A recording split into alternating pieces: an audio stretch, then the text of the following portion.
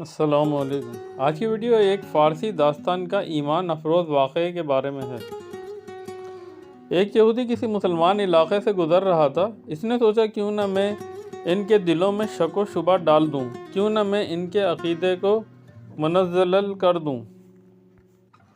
اس یہودی نے راستے میں ایک چوپان کو دیکھا اور آگے بڑھ کر اس کو سلام کیا اور اپنا تعارف مسلمان کروایا۔ بعد از سلام یہودی نے چرواہے سے کہا، ہمارے قرآن کے 30 پارے ہیں اور اس میں بہت سی آیتیں تکراری ہیں، انہیں بار بار دہرایا گیا ہے۔ اگر انہیں قرآن مجید سے ہٹا دیا جائے تو وہ مختصر اور حفظ ذکر کرنے میں آسان ہو جائے گا۔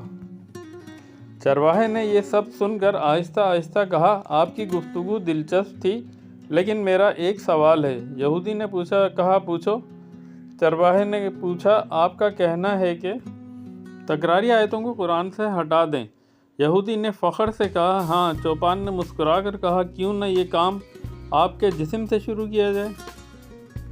تمہارے 2 ہاتھ ہیں، ایک ہی کافی ہے۔ تمہاری 2 ٹانگیں ہیں، دونوں ہو بہو ایک ہیں، ایک کو کاٹ دیں گے تاکہ تمہارا وزن ہلکا ہو جائے۔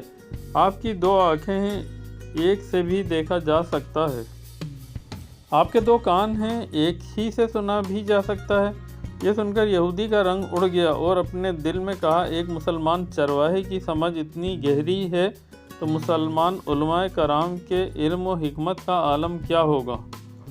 ویڈیو پسند آئی تو لائک، شیئر اور سبسکرائب ضرور کیجیے گا۔ آخر میں ایک ہی میسیج ہے کہ نماز ضرور پڑھیں قبل اس کے کہ آپ کی نماز پڑھی جائے۔ جزاک اللہ۔